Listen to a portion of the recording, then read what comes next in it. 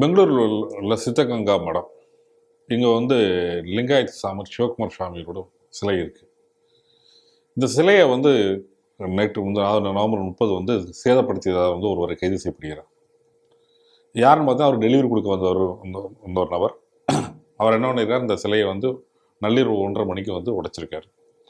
உடைச்சோன்னே அவர் கைது செய்யப்பட்டிருக்கிறார். அவர் கைது செய்யப்பட்ட உடனே காவல்துறை விசாரணையின் போது என்ன காரணத்துக்காக இருக்கும்போது, நான் என் கனவுல ஜீசஸ் வந்து பேசினார், அதற்காக வந்து நான் வந்து உடைச்சேன் அப்படின்னு இருக்காரு. உடைச்ச உடனே வழக்கம் போல காவல்துறை என்ன பண்ணியிருக்கு, வழக்கமாக எல்லா இடத்துலையும் நடக்கிற ஒரே இவர் மனச்சிதைவுக்கு உட்பட்டிருக்கார் என்று சொல்லி இவர் வந்து பரிசோதனைக்கு உட்பட்டிருக்கார். பரிசோதனை உட்படும்போது அவர் அப்படி ஒரு இல்லைன்னு சொல்லியிருக்காரு. அப்படி இருக்கும்போது இந்த லிங்காயத் மடத்தை தாக்குதல்கள்லாம் கர்நாடகாவில் கொஞ்சம் பரபரப்பாக இருக்குது. அது ஒருவேளை இது அரசியல் ரீதியாக பார்க்கக்கூடியதா என்னன்னு தெரியல. இந்த செய்தி எப்படி பார்க்குறீங்க? அதாவது இயேசு வந்து என்னிடம் கனவில் சொன்னார், அதனால நான் வந்து இந்த சிலையை நான் உடைத்தேன் அப்படின்னு இன்னைக்கு வாக்குமூலம் கொடுத்துவதற்காக காவல்துறையினரெல்லாம் சொல்றாங்க. உடனே அதுக்கு அங்க இருக்கக்கூடிய ஆர்க் பிஷப்ஸ் அவங்கெல்லாம் வந்து இப்ப நல்லவர்கள் போல கொஞ்சம் வேஷமும் போட்டிருக்கிறார்கள் அப்படிங்கிற செய்தியும் நான் பார்த்தேன். ஏன்னா உடனடி இது நாங்க சொல்லல, இது வந்து தப்பான விஷயம், இது வந்து செய்திருக்க வேண்டியதில்லை, அவர் ஒரு மிகப்பெரிய செயின்ட் அப்படின்னு எல்லாம் உடனடியா பதில் சொல்லியிருக்கார்கள் அங்க கூட பிஷப்புகள், பாதிரியார்கள், சில பேரெல்லாம். நம்ம இதுல பார்க்க வேண்டிய விஷயம் என்னன்னா, இயேசு என்னிடம், ஆனா அவருடைய பெயர் கூட வந்து ஹிந்து பெயராகத்தான் போட்டிருக்கிறார்கள். ஆமா, சமீபத்துல மதம் மாறியவராக இருக்கலாம் அல்லது ஒரு கிரிப்டோ கிறிஸ்தவராக இருக்கலாம், நமக்கு அதை பத்தி தெரியல, அதை பத்தி கூடுதல் விவரங்கள் இல்லை. குறிப்பிட்ட அவர் வந்து ஆந்திராவை சேர்ந்தவர். ஆந்திராவை சேர்ந்தவர். இந்த நிலையில நீங்க நல்லா இந்த விஷயத்தை நீங்க பார்க்கணும். இயேசு என் கனவில் வந்து சொன்னார். இப்ப எங்கேயாவது வந்து இந்த மாதிரி ஏதாவது வந்து எனக்கு வந்து சிவன் வந்து கனவுல வந்து சொன்னாரு, அதனால நான் போய் எதையாவது இடிச்சேன்னு எந்த ஹிந்துவாவது சொல்லி நீங்க பார்த்துருக்கீங்களா? காரணம் என்ன அப்படின்னு சொன்னா ஒரே ஒரு காரணம் தான், என்னுடைய மதம் மட்டும்தான் சிறந்தது, இயேசு மட்டும்தான் கடவுள், மற்றவர்களுக்கெல்லாம் அது கடவுள் கிடையாது, மற்றதெல்லாம் சாத்தான்கள். இந்த மாதிரியாக இருக்கக்கூடிய ஒரு அடிப்படை போதனை, இந்த ஒரு போதனையினாலதான் இவ்வளோ பெரிய ஒரு சீரழிவுகள் இன்னைக்கு நாட்டுல வந்துகிட்டு இருக்கு. ஏன்னா நாங்கள் மட்டும்தான் உங்களுக்கு வந்து ஒரு சொலைஸ் தருவோம், சால்வேஷன் வேணுமா எங்களிடத்துல வாருங்கள், இயேசு மட்டுமே கடவுள், இப்படி வந்து திரும்ப திரும்ப திரும்ப சொல்லி அவர்கள் இந்த மாதிரியான போதனைகளை மனதில் பதிக்கும் பொழுது வேறு ஒரு கடவுளையும் வேறு ஒரு மதத்தையும் இவர்களால் ஏற்க முடியாது. இதேதான் ஜிகாதிகளும். இன்னைக்கு ஜிகாதிகளுடைய நிலையும் அதுதான். ஏன்னா அல்லாஹ் ஒருவனே தெய்வம், அப்ப வேற யாரையும் ஏத்துக்க முடியாது எங்களால.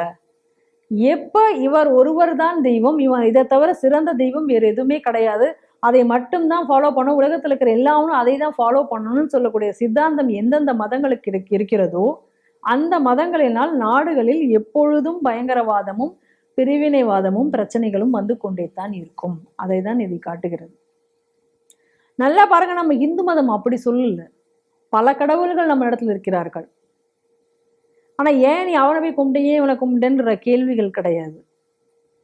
எல்லாத்தையும் ஏற்றுக்கொள்ளக்கூடிய கடைசியா போய் சேர வேண்டிய டெஸ்டினேஷன் இறைவன்.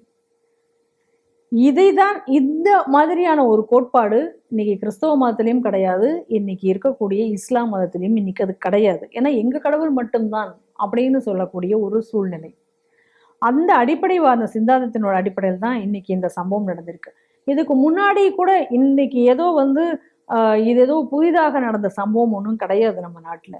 இன்னைக்கு சேவியர்னு ஒரு ஆள், அந்த சேவியருங்கிற ஒரு ஆளுக்கு வந்து புனிதருங்கிற ஒரு பட்டமெல்லாம் வேற கொடுத்து அந்த சேவியருக்கான அந்த பர்த்டே அது ஏதோ ஒரு நாள் அப்படின்னு சரி வச்சுட்டு அன்னைக்கு வந்து லோக்கல் ஹாலிடே எல்லாம் கொடுக்கக்கூடிய கொடுமையெல்லாம் நம்ம நாட்டில் அரங்கேறும். அந்த சேவியர் யார் அப்படின்னு சொல்லி பார்த்தா இந்துக்கள். அவர்கள் மதம் மாறி அவர்கள் கையிலாலேயே அந்த கோவில்கள் இடிக்கப்பெறும் பொழுது நான் அதை பார்த்து சிரிப்பேன், அந்த மாதிரியான ஒரு நிலையை நான் உருவாக்குவேன்னு சொல்லி பேசின ஆளு இந்த செயின்ட் சேவியர். ஆனா இன்னைக்கு அந்த ஆளுக்கு இங்க வந்து லோக்கல் ஹாலிடே கொடுக்கறது இருக்கு பாத்தீங்களா, அதுதான் கொடுமை.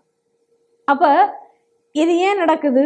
இந்த அடிப்படைவாதத்தினுடைய கருத்துக்குனால. அப்ப இந்த மாதிரி ஆட்களை பார்த்து வரக்கூடிய இந்த ஆளுக்கு ஒரு செயின்ட் பட்டம் வேற நீங்க கொடுத்து வைக்கும் பொழுது அப்ப இவன் தான் பெரியவன், இவன் தான் சொல்றது ஹீரோ, அந்த ஒரு மனப்பான்மையில் இன்னைக்கு அதாவது வெறுப்பை நீங்கள் வந்து ஊக்குவிக்கிறது இந்த மதங்கள்.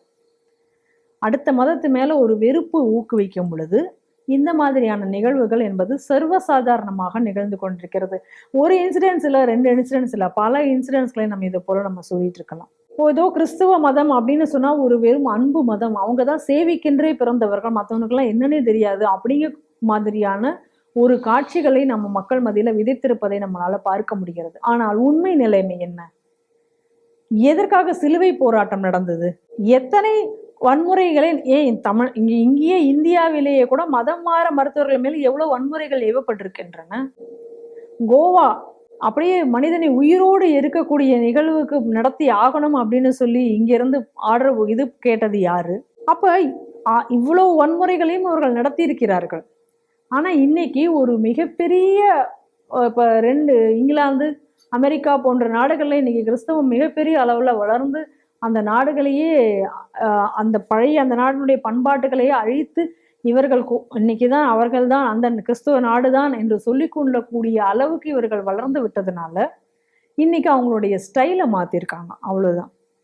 இந்த வன்முறைங்கிற அந்த ஃபேஸை மாத்திக்கிட்டு ஏதோ சேவை அப்படிங்கிற மாதிரியான ஒரு ஃபேஸை தங்க முன்னாடி வச்சுக்கிட்டு இந்த மதமாற்று மேலேயே தொடர்ந்து செய்து வருகிறார்கள். ஏன்னா ஜிகாதிகள் அந்த நிலையை எட்டவில்லாதனால அவங்க அந்த வன்முறையோடைய ஃபேஸ் அப்படியே இருந்துட்டு இருக்கு. இதுதான் நம்ம பார்க்க வேண்டிய வித்தியாசம்.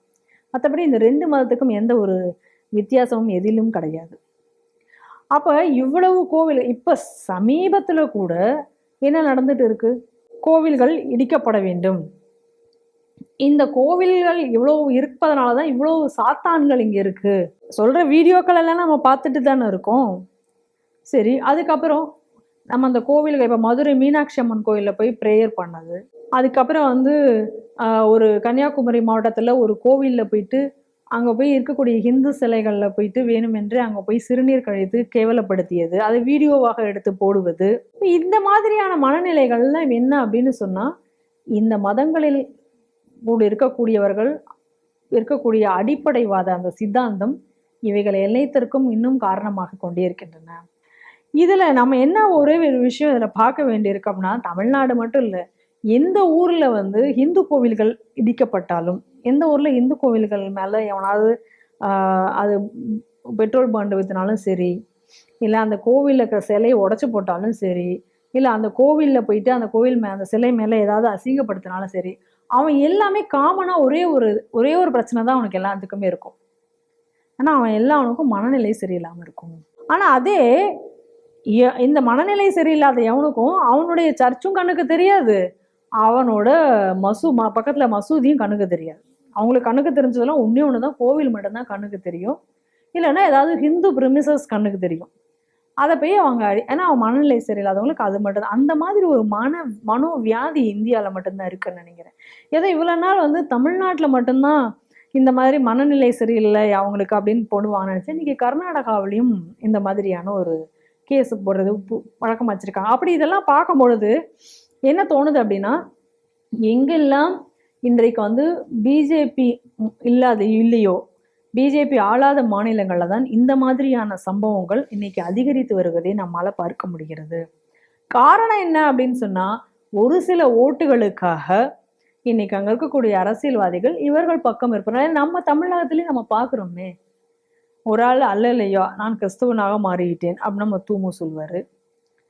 இன்னைக்கு கிறிஸ்தவர்களால தான் நான் இங்க ஜெயிச்சேன், இன்னைக்கு கிறிஸ்தவர்களுக்காக நான் செய்வதற்காகவே நான் இருக்கிறேன் அப்படின்னு முதல்வர் சொல்வாரு.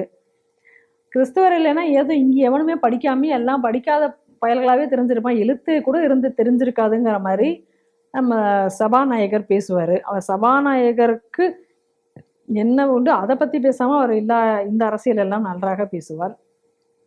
அப்ப இந்த அளவுக்கு இந்த மாதிரியாக ஆட்சியாளர்கள் அவர்களிடம் பணியும் பொழுது என்ன ஆகும் அப்படின்னா, நம்ம சரி இந்த மாதிரி ஏதாவது வழக்கு வந்திருக்கு, எல்லாத்தையும் மனநிலை சரியில்லாதவர்னு போட்டு அந்த வழக்கை முடிகிற போறாங்க. அப்படிங்கும் பொழுது நம்ம போய் இந்து கோயிலை அடிச்சாலும் நான் என்ன பெரிய பிரச்சனை வந்துட போகுது, என்ன கேஸ் போட்டுற போறான், எப்படி மனநிலை சரியில்லாதன்றுவான். அப்படி இல்லைனாலும் அரசியல் கட்சிக்காரங்க எப்படியாவது அவங்களும் எந்த பெரிய நடவடிக்கை எடுக்குன்னு எங்க பிரச்சனை வரப்போறது இல்லை, அதனால ஈஸியா எஸ்கேப் ஆயிடலாம். அந்த கடுமையான நடவடிக்கைகள் என்பது இல்லாத ஒரு காரணத்தினால இந்த மாதிரியான விஷயங்கள் சர்வசாதாரணமாக இன்னைக்கு நம்ம நாட்டில் எல்லா பகுதிகளிலும் நடந்து கொண்டிருக்க. குறிப்பாக பாஜக இல்லாத பகுதிகளில் இது ரொம்ப சர்வசாதாரணமாக நடந்து கொண்டிருக்கதை நம்மளால் பார்க்க முடிகிறது. இந்த மாதிரியான சம்பவங்கள் தொடராமல் இருக்கணும்னா இதில் இருக்கக்கூடிய இந்த அடிப்படைவாத சித்தாந்தங்கள் அகற்றப்படாத வரை இந்த சம்பவங்கள் தடுக்க முடியாது. இவைகள் தொடரத்தான் செய்யும். அதை தான் இந்த செய்தி நமக்கு காண்பிக்கிறது.